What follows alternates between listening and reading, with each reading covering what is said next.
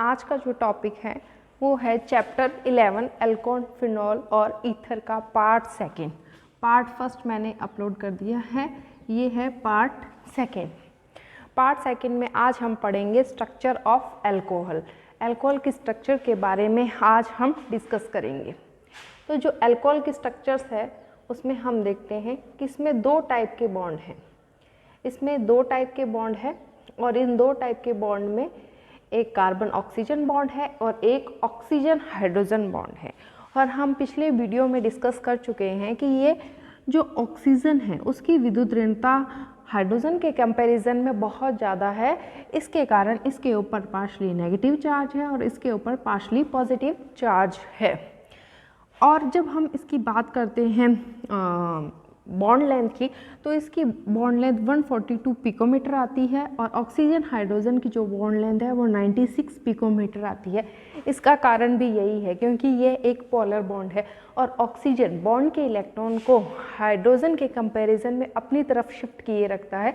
इसके कारण ये जो बॉन्ड लेंथ है कार्बन ऑक्सीजन बॉन्ड की तुलना में कम आती है।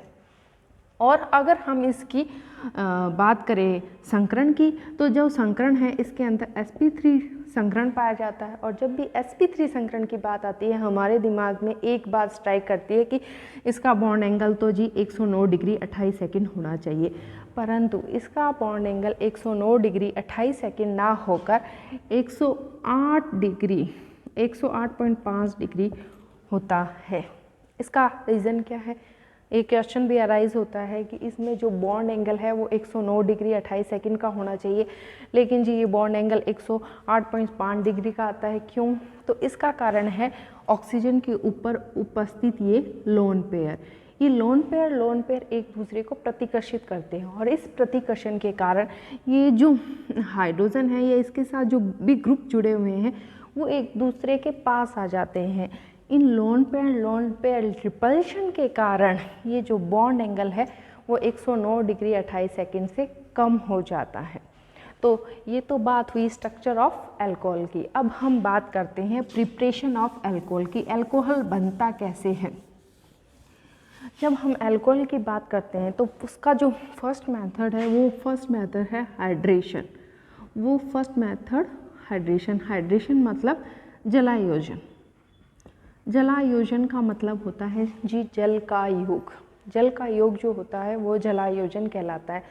इसे एसिड कैटेलाइज जल हाइड्रेशन भी कहा जाता है क्योंकि ये अम्ल उत्प्रेरित होता है, अम्ल की उपस्थिति में होता है। कोई भी अम्ल अगर हम लेते हैं तो वो H+ प्रोड्यूस करता है, देन उसकी ये रिएक्शन इस टाइप से होती है। तो हमें क्या करना है? जल का योग करना है। ये कोई एल्कीन ली है हमने, इस एल्कीन पे हमें इस जल का मॉलिक्यूल जो है वो ऐड करवाना है। और हमें पता है कि जल के अणुओं में एक H+ होता है और एक OH होता है। तो जैसे ही इसका पाई बॉन्ड, इस लूजली इलेक्ट्रॉन है, लूजली बॉन्डेड पाई इलेक्ट्रॉन्स है, पाई इलेक्ट्रॉन जाएगा तो ये H और दूसरे वाले कार्बन पे OH इंट्रोड्यूस हो जाएंगे। वैसे भी हम जानते हैं कि जब एक पाई बॉन्ड जाता है तो 2 सिग्मा बॉन्ड का फॉर्मेशन होता है और जब 2 सिग्मा बॉन्ड जाते हैं तो एक पाई बॉन्ड का फॉर्मेशन होता है। तो यहाँ से एक पाई बॉन्ड जा रहा है तो 2 सिग्मा बॉन्ड का यहाँ पे हमें फॉर्मेशन देखने को मिल रहा है। ठीक है, इस तरह से हमने एल्कीन में जल का योग कर दिया। पर तो ये बात तो तब है जब हमारे पास सम्मित एल्कीन है, परंतु अगर बाई चांस हमारे पास असम्मित एल्कीन आ जाए तो हम क्या करें? फॉर एग्ज़ाम्पल हम बात करते हैं प्रोपीन की। अब इस प्रोपीन के अंदर 2 तरह की कंडीशन हो सकती है कि OH यहाँ जुड़ जाए और H यहाँ जुड़ जाए, या फिर H यहाँ जुड़ जाए, OH यहाँ जुड़ जाए, या फिर H यहाँ जुड़ जाए। तो यानी 2 तरह की पॉसिबिलिटीज़ प्रोडक्ट फॉर्मेशन की हो सकती है। पर हमें कौन सा प्रोडक्ट ज़्यादा मात्रा में मिलेगा, उसके लिए हम अप्लाई करते हैं मार्कोनिकॉफ नियम। मार्कोनिकॉफ नियम कहता है कि जब भी ऐसी कोई कंडीशन आती है तो नेगेटिव पार्ट वहाँ जाता है जहाँ पर ये जो एल्कीन है उसके हाइड्रोजन की संख्या कम है, यानी नेगेटिव पार्ट यहाँ पे जुड़ेगा। कहने का मतलब यहाँ पे जल का योग OH का योग होगा और इस दूसरे वाले कार्बन पे हाइड्रोजन का योग होगा। इसके अलावा भी मैं आपको एक ट्रिक बताती हूँ जिससे अगर ये रूल याद भी ना हो तो भी आप आसानी से इस टाइप के क्वेश्चंस कर सकते हैं। देखें तो ये एल्कीन है, जब भी इस टाइप की एल्कीन आए और उस पर हमें जल का योग करना है तो इसमें H+ और OH-, तो इस पाई बॉन्ड को बाहर की तरफ एरो लगाते हुए शिफ्ट करना है इस कार्बन के। ये एरो हमेशा बाहर की साइड लगेगा। जैसे ही ये एरो बाहर की साइड लगेगा तो इट मीन्स ये बॉन्ड के इलेक्ट्रॉन इसकी तरफ शिफ्ट हो गए, तो इसके ऊपर आंशिक ऋणावेश और इसके ऊपर आंशिक धनावेश। इस तरह से ये एक पॉजिटिव साइड बन गई। इस पॉजिटिव साइड पे अब अटैक किसका होगा? इस पॉजिटिव साइड पे अब अटैक नेगेटिव पार्ट का होगा। और हमें पता है HOH में से नेगेटिव पार्ट क्या है? OH हाइड्रोक्सिल ग्रुप है, तो ये OH अब यहाँ जुड़ेगा और H यहाँ जुड़ेगा और इस तरह से जो हमारा प्रोडक्ट बन के तैयार हो जाता है। और हमें मार्कोनिकॉफ रूल याद करने की भी ज़रूरत नहीं रहती है। बस हमें ये ध्यान रखना है कि इस टाइप का जब भी क्वेश्चन आए, जब भी एसिमेट्रिक एल्कीन आए तो हमें एरो जो है वो बाहर की साइड लगाना है, बाहर की साइड शिफ्ट करते हुए दिखाना है, जिससे हम किसी भी टाइप के क्वेश्चन कर सकते हैं। अब बात करते हैं हम इसके मैकेनिज्म की। ये जो अभिक्रियाएं होती हैं वो मैकेनिज्म करते हैं। इसका जो फर्स्ट स्टेप है, फर्स्ट स्टेप के अंदर जल का अणु जो है वो किसी मतलब अम्ल उत्प्रेरित करवाते हैं अभिक्रिया। तो कोई अम्ल लेते हैं, वो H+ प्रोड्यूस कर रही है, तो ये H+ इस H2 के साथ जुड़ जाता है और हाइड्रोनियम आयन बनाता है। परंतु ये जो स्पीसीज हमें प्राप्त हुई है इसमें ऑक्सीजन जो है उसका ऑक्टेंट कंप्लीट नहीं है। क्यों? क्योंकि इसने यहाँ से 3 इसने यहाँ बॉन्ड बना दिए हैं और 2 इसके पास हैं अभी, तो टोटल 7 हैं। इसका मतलब इसका ऑक्टेंट कंप्लीट नहीं है, तो ये एक तरह से अस्थायी स्पीसीज है। वैसे भी जब ऑक्सीजन 3 बॉन्ड बनाती है तो हमेशा पॉजिटिव चार्ज कैरी करती है। जब ऑक्सीजन 2 बॉन्ड बनाती है तो कोई चार्ज नहीं होता। जब ऑक्सीजन 1 बॉन्ड बनाती है तो उस पर नेगेटिव चार्ज होता है। फिर फर्दर आगे क्या होगा? आगे ये ऑक्सीजन की अब टेंडेंसी क्या रहेगी? इस हाइड्रोजन के बॉन्ड के इलेक्ट्रॉन को अपनी ओर अट्रैक्ट करने की। परंतु ये हाइड्रोजन अब बेचारा अकेला तो रह नहीं सकता, तो इसकी मदद करने कौन आएगा? इसकी मदद करने कोई एल्कीन आएगी। क्यों? क्योंकि वो एल्कीन कह रही है जी मेरे पास तो ये पाई बॉन्ड है, लूजली इलेक्ट्रॉन है, मैं आसानी से तेरी मदद कर सकती हूँ।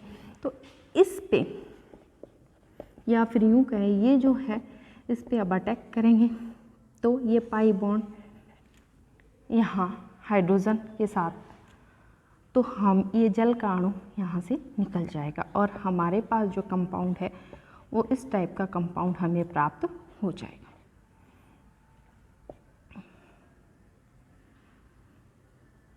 ठीक है, इस टाइप का कंपाउंड हमें प्राप्त हो जाएगा। फर्दर फिर अब ये क्या है? किसका फॉर्मेशन हुआ? ये फॉर्मेशन हुआ है कार्ब केटाइन का। ये फॉर्मेशन किसका हुआ है? कार्ब केटाइन का। अब इस कार्ब केटाइन को क्या चाहिए? इस कार्ब केटाइन पे किसका अटैक होगा? इस कार्ब केटाइन पे स्टेप 2 में न्यूक्लियोफाइल का अटैक होगा। इस कार्ब केटाइन पे किसका अटैक होगा? न्यूक्लियोफाइल का। चलो देख लेते हैं हम। इस कार्ब केटाइन पे अब किसी न्यूक्लियोफाइल का, और न्यूक्लियोफाइल हमारे पास क्या है? जल है। क्योंकि हमें पता है ऑक्सीजन के ऊपर लोन पेयर प्रेजेंट है, तो ये लोन पेयर अब कहाँ अटैक करेंगे? इस पॉजिटिव साइड पे अटैक करेंगे और हमारे पास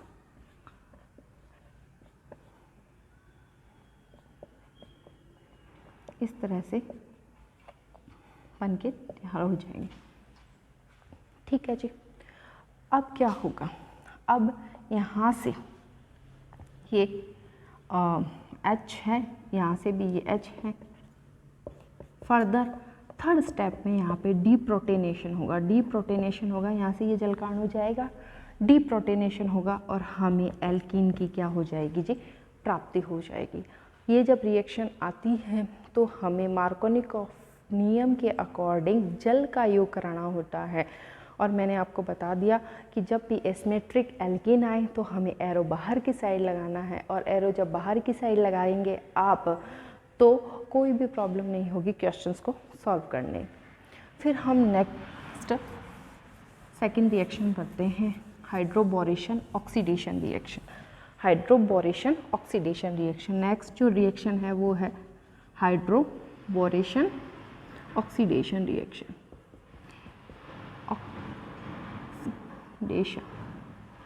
रिएक्शन। हाइड्रोबोरेशन, हाइड्रोबोरेशन यहाँ पे हम कोई एल्कीन लेंगे, कोई असमित एल्कीन लेंगे, इस पे हम योग कराएंगे डाइबोरेन का, जिसे हम इस फॉर्म में भी लिख सकते हैं। अब हम इसके ऊपर किसका योग करवा रहे हैं, डाइबोरेन का। एक्चुअल में देखा जाए तो ये अभिक्रिया जो है उसमें हम जल का ही योग करवा रहे हैं, परंतु जल का योग मार्कोनिकॉफ नियम के अकॉर्डिंग ना करा के एंटी मार्कोनिकॉफ नियम के अकॉर्डिंग करवा रहे हैं। यानी जो नेगेटिव पार्ट जहाँ जा रहा था, जहाँ H की संख्या कम थी, अब वो नेगेटिव पार्ट वहाँ जाएगा जहाँ H की संख्या ज़्यादा है, हाइड्रोजन की संख्या। तो इस इट मीन्स कहने का मतलब है OH ग्रुप यहाँ जुड़ेगा और H यहाँ जुड़ेगा, एंटी मार्कोनिकॉफ नियम से ये अभिक्रिया होगी। तो देखो ये डाइबोरेन है, डाइबोरेन में अगर इसको इस तरह से भी नहीं देखा जाए तो ऐसे इसको देख लेते हैं, ये पार्शली नेगेटिव है जी, ये पार्शली पॉजिटिव है, ये जी पार्शली नेगेटिव है। और मैंने कहा था ये एरो आप बाहर की साइड शिफ्ट करेंगे तो इस पे पार्शली नेगेटिव आ जाएगा जी, इस पे पार्शली पॉजिटिव आ जाएगा। इस नेगेटिव पार्ट पे क्या जुड़ेगा, पॉजिटिव पार्ट, और इस नेगेटिव पार्ट पे ये पॉजिटिव जुड़ेगा। तो देखते हैं हम,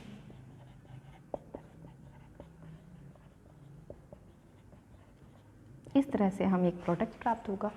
फर्दर हम एक और एल्कीन लेंगे और इस तरह की प्रोसेस को वापस दोहराएंगे। तो यहाँ से जो B है उसका H यहाँ से निकलेगा और हमें एक और प्रोडक्ट प्राप्त होगा। नेक्स्ट एक एल्कीन और लेंगे हम और इसकी जब रिएक्शन करवाएंगे तो हमें इस टाइप का प्रोडक्ट प्राप्त होगा। फर्दर इसका ऑक्सीडेशन कराएंगे पेरोक्साइड की उपस्थिति में और OH की उपस्थिति में, तो हमें प्राइमरी अल्कोहल की प्राप्ति हो जाएगी। तो एक तरह से आप देखिए हमें क्या चाहिए, हमें चाहिए H+ और OH, मिलेगा कहाँ से, यहाँ से तो हमें H+ मिल रहा है और ये जो लास्ट में जो हम ऑक्सीडेशन करा रहे हैं यहाँ से हमें OH मिल रहा है। तो हम कर क्या रहे हैं, हम सिर्फ जल का ही योग कर रहे हैं, पर किस वे से या फिर किस प्रोसेस के थ्रू कर रहे हैं, एंटी मार्कोनिकॉफ नियम से। अगर आपको ये चीज़ ऐसे याद ना रहे तो आप इस अभिक्रिया को डायरेक्ट भी कर सकते हैं। जैसे 3 लेंगे हम एल्कीन और उसकी अभिक्रिया हम डाइबोरेन के साथ करा देंगे और ये जो प्रोडक्ट है ये डायरेक्ट हम यहाँ आ जाएंगे, यानी ये पूरी प्रोसेस नहीं करेंगे अगर आपको याद नहीं रहती। फर्दर हम इसका ऑक्सीडेशन करवाएंगे और इस तरह से हमें प्राइमरी अल्कोहल मिल गया। तो देखो यहाँ पे OH आया है, यहाँ पे H आया है, OH और H दोनों आए हैं, परंतु कौन से नियम को फॉलो करते हुए, एंटी मार्कोनिकॉफ नियम को फॉलो करते हुए। फर्स्ट जो रिएक्शन हमने पढ़ी थी वो हाइड्रेशन रिएक्शन थी, अकॉर्डिंग टू मार्कोनिकॉफ रूल थी। सेकेंड जो रिएक्शन पढ़ी है हमने हाइड्रोबोरेशन ऑक्सीडेशन रिएक्शन, पर वो किसके बेस पे, एंटी मार्कोनिकॉफ रूल के बेस पे हैं। ये दोनों ही रिएक्शन इम्पॉर्टेंट है, हालांकि इन दोनों ही रिएक्शंस में हम सिर्फ जल का योग करवा रहे हैं। तो नेक्स्ट इसकी जो भी रिमेनिंग रिएक्शंस है अल्कोहल को बनाने की, वो हम नेक्स्ट वीडियो में डिस्कस करेंगे। Thank you.